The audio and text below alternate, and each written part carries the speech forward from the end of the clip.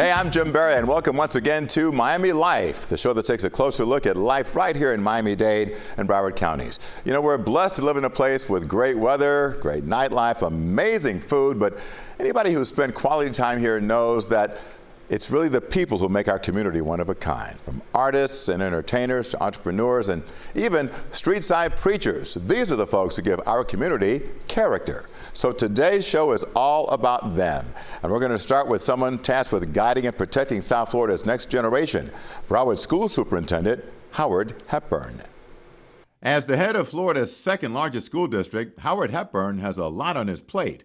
But he was quick to rave about the signs of academic progress showing up in the test scores of Broward County public school students. The assessment scores, I guess, should be out pretty soon, if not already. What do you expect, or what have you learned so far? I'm expecting our performance to be even higher than the previous year. As you know, just this past year, our first A in over a decade. We have no DNF schools since 1999, and we actually expect that to go even higher this year. With enrollment declining and budget constraints, Broward is still weighing whether some public schools should be closed. And in some communities, the outcry about that has been loud. Your idea is, though, to build new schools and maybe funnel several schools into that. But some wonder how Broward County would be able to afford to do that. So, you know, we have some difficult decisions to make. Our footprint, as far as a district, is too large. Just like other large school districts across the country, it's not a Broward County issue, it's a national issue. There's a decline in enrollment for various reasons, right? The spectrum of variables that are causing that is wide. And so we're certainly not different from any other school district that has to make tough decisions. And so we have to work with our communities and get them to understand the why. Also leverage other opportunities and strategies, such as if we have to consolidate, there may be some considerations. Instead of me consolidating a school or several schools into another old building, it may be feasible for us to consolidate into a newer building and build a replacement school. There's a big issue, as you know, of school choice, that any child should have the choice to go wherever they want. Yes. And that translates into vouchers, which in some cases people say is being abused because they say kids who don't need the vouchers, don't need the subsidy, end up taking advantage of it. And I'm wondering how you feel about that. And I wonder if you feel that that's really lowering the bar for public schools by taking some of the better students out of the Broward County public school system. So I could tell you from my lens as a superintendent of Broward County Public Schools, parents have a choice.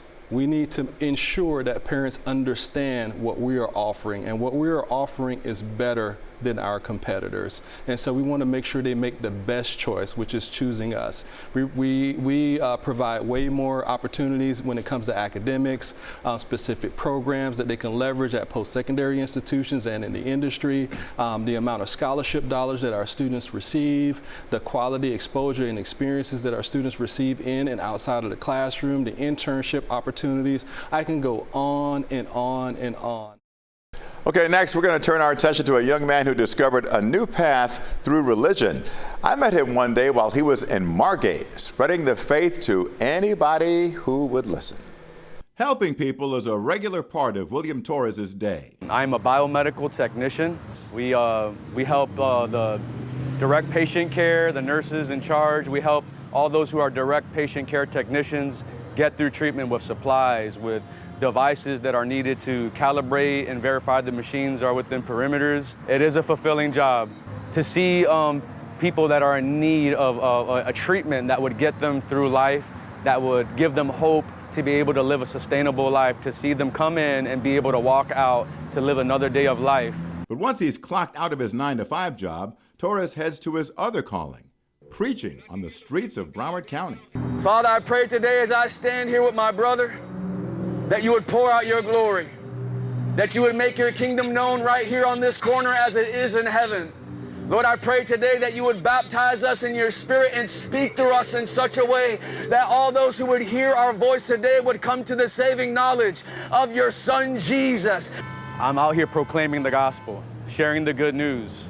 I wasn't raised in the church. I wasn't raised by church goers, but I have encountered the Lord in a very strong way, in such a strong way that I've recognized the least I can do is spread the gospel. And that is the salvation of our souls. There's a day coming where we will stand before God in all of his glory. I'm talking about the one that rises and sets the sun each and every day. As a teen, Torres found himself in trouble and landed in jail. He says finding God saved his life.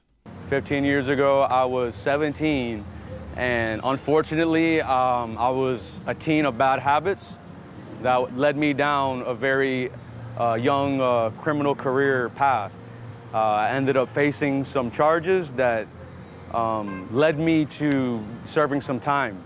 Everyone who knew me at the age of 17 would agree that God has done something divine in my life. There's no other explanation. And the Lord's led me out here, and I asked him, why did you bring me out here? There are many out here.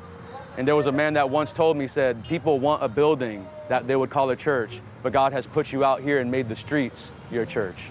Torres believes he is making a difference as a street preacher, spreading his message from his portable pulpit. You think like people are just passing by. They're not. They're listening. They're listening more than you think. She drove by, and she hasn't seen me in a while, but when she drove by today and she heard my voice, she knew that she had to pull over as an act of obedience to God. So she got some water.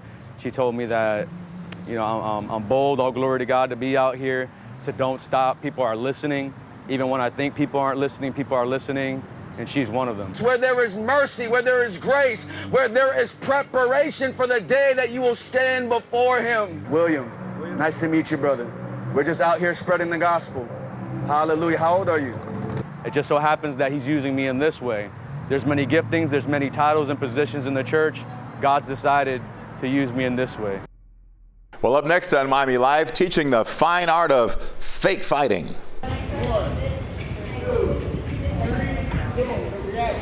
We'll introduce you to the Hollywood stunt pros who are teaching people how to punch, kick, and jump just like they do in the movies.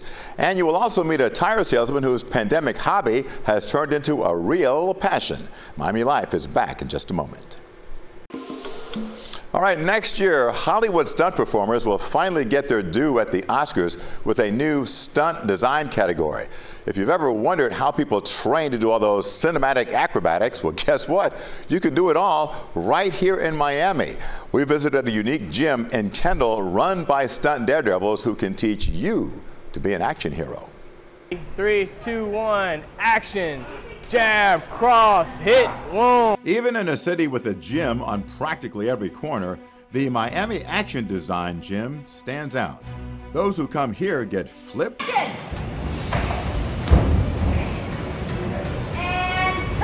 and punched and stomped. This gym trains stunt performers. We are the only stunt gym in all of Florida at the moment, and also we're the only stunt gym in Miami ever. Co-owners Yesenia Ocasio and Chris Bogdansky are Emmy-winning stunt performers who have worked on blockbuster movies like Black Panther: Wakanda Forever, Dune, and Bad Boys: Ride or Die.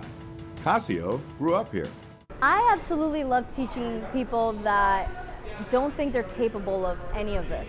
This gym helps people realize like their dreams and aspirations when it comes to like in the film industry. You can come in here and you can train with us and you can actually learn and do the things that we do for film. So it'll make you look like the Jet Li, the Jackie Chan, and like makes you feel like it's truly accomplished something. It's like I get to live out my childhood dreams of being in an action movie. Some people are drawn here to try something new after seeing a stunt-filled movie like Mission Impossible.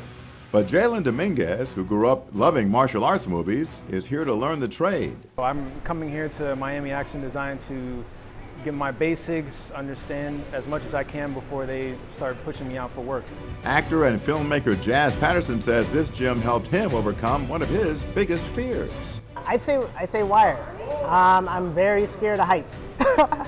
like insanely scared of heights. But they, they had this great workshop where they, went into the specifics of how it works, how it operates, how to strap yourself in, safety protocol.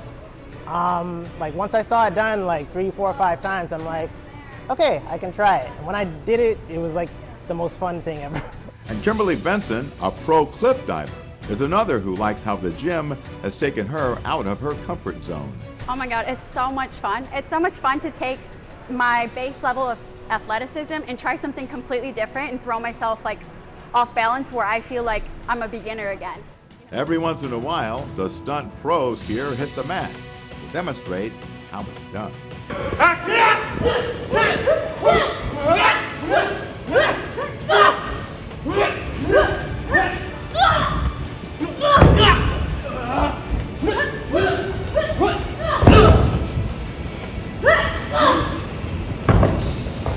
A big key in the art of stunt work is always knowing the location of the camera.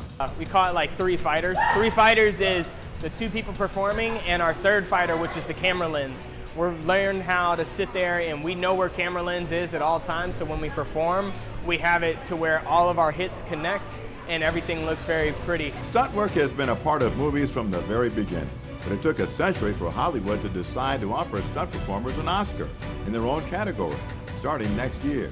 The Mad Gym owners say stars like Tom Cruise help them get their due. Tom Cruise is one of the big advocates for us, like as an actor and as a lead actor.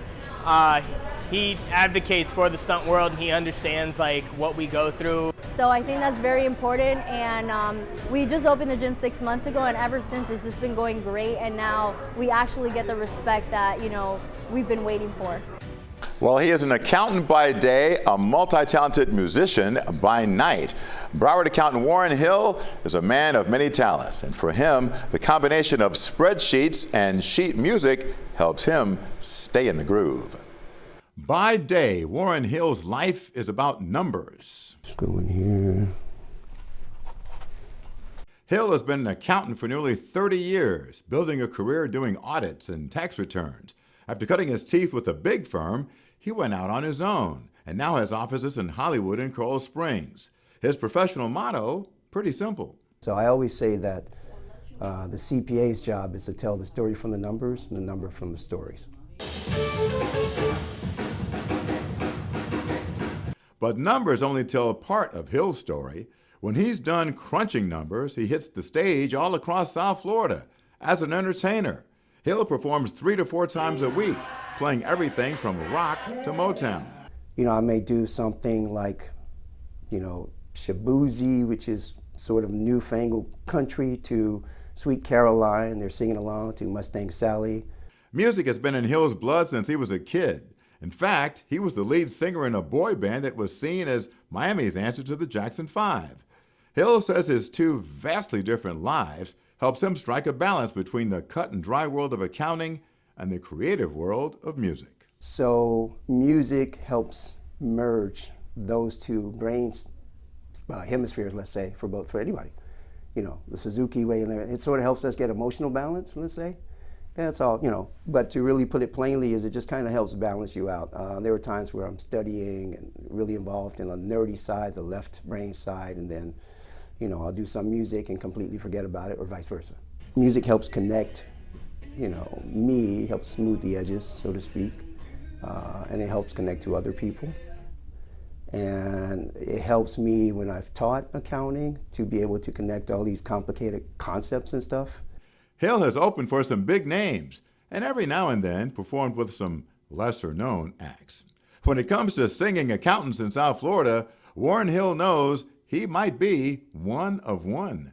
But it's a little tough to find, you know, the CPAs that can bring the funk. So, you know, just tough, I'm just saying.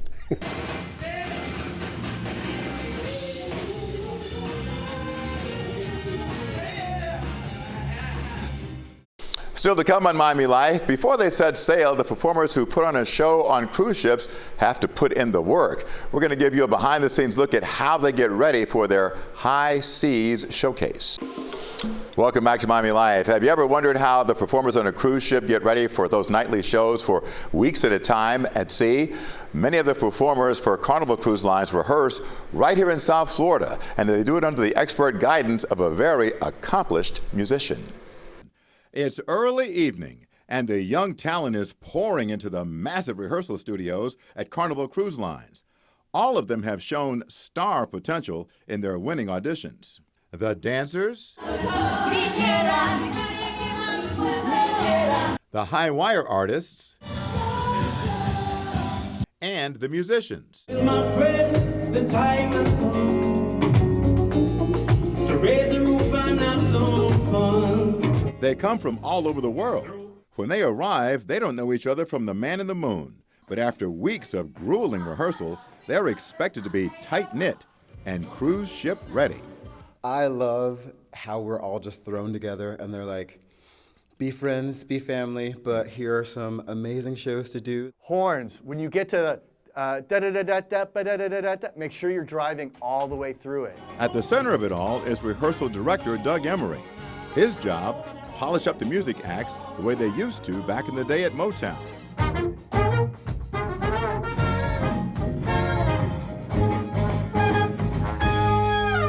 Nice job. Very nice. Okay, guys, I have an announcement to make. You're hired.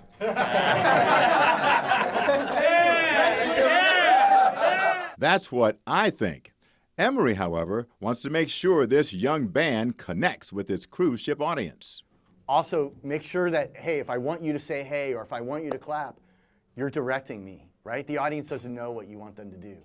So if you want them to clap, invite them to clap. If you want, hey, I need your help on this. Hey, whatever. Years ago, Emery himself was a cruise ship performer before he graduated to work with some of the biggest names in the business, from the Bee Gees to Barbara Streisand. D minor? D. Well, he decided it was time to settle down to a less hectic pace. It's been extremely rewarding in a way that I wasn't expecting. Set my skill set in front of me and go, okay, here's what I'm an expert at. Where do I go with this? And this just sort of fell in my lap. Now, every day, he sees the exuberance of young entertainers who will soon be shipped off to months at sea. You love it? I love it. Why? Someone told me I couldn't do it, so I made sure that I could do it. This has been my dream since I was a little girl. So the fact that I get to live it every day with this amazing cast, it's incredible. You really have to trust this guy. Yeah, I do. I know. And I don't even know him that well. So. Yeah. You want to go? You're up next? No, I'm good. Thank you.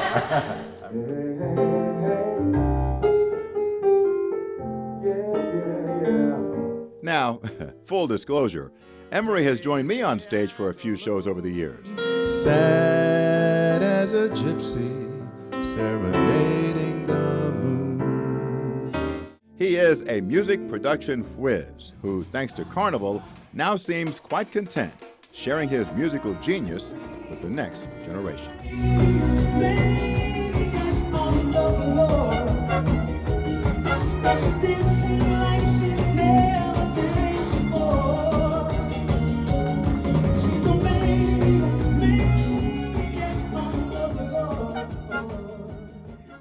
And we'll be right back. Welcome back. Time to introduce you to a Miami tire salesman who, during the pandemic, went looking for a new hobby. So he decided to try his hand at art. And now his artwork is selling around town and all over the world. This is basically a puzzle that I create on my own. Miami artist Ernie Rodriguez specializes in mixed media collages that feature birds and other animals. This piece features a buffalo that tells the story of America. Starting with a Native American and going into the Statue of Liberty. So yeah, in my work always I try to incorporate a story within them, a narrative that like I want to convey, but I also want the viewer to engage in my work and create their own narrative within it as well. Rodriguez's process is somewhat unique. He begins with a sketch. Then he digs through his collection of vintage magazines and cuts out ads and images in the right shapes to complete the artwork. And that can take a while. I don't know what I'm going to use until I find it. Once I find it, I know. Let's brush on the glue here, almost like if I'm painting. Like many of us, Rodriguez was looking for a hobby to pass time during the pandemic. So he ordered a book on Amazon for beginning artists. I've always had a passion for art, so I wanted to get a better understanding of how to draw with good perspective and good dimensions and whatnot. So that Rodriguez says he learns something every time he sits in front of the easel. I feel that one mistake leads to another in art, and it's like it's a positive mistake. It's never a negative mistake because you learn from it, and that helped me propel myself to doing what I do, which I feel is somewhat unique. Rodriguez's art has two main themes that are part of Miami life: the wildfire and cars. Everything here has to do with an automotive component. If you see the legs of the insect, you'll notice that they're tire treads. Which makes sense considering Rodriguez's day job. He's the VP of sales for Tire Group International, the largest Latino-owned tire company in the United States. Finding a home for them, and that's definitely where we're heading. So here we house about $20 million in tires, and he's been in the tire business for more than 30 years. I think I'm blessed to be able to say that I wake up in the morning, I never complain that I have to go to work. I come to work happily. I think that Rodriguez's boss not only approves of his side hustle, he owns some of his art. Yeah, sure do. In your collection? Absolutely. It's at home as I enter my library area. So yeah, very proud of Ernie and the work that he does. It's amazing. Rodriguez's artwork has been displayed all across South Florida, from Biscayne National Park to Zoo Miami. And he sold pieces to collectors from as far away as Switzerland, thanks to the wide reach of social media.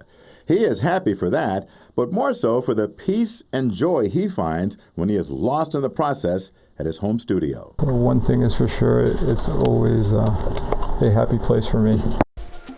Well, that's going to do it for this week's edition of Miami Life. Don't forget, we'll see you every Thursday for Miami Life at 6:30 on the stream. You can also watch all of Miami Life episodes on demand on our YouTube channel. I'm Jim Berry. Thanks for tuning in. Hope to see you soon.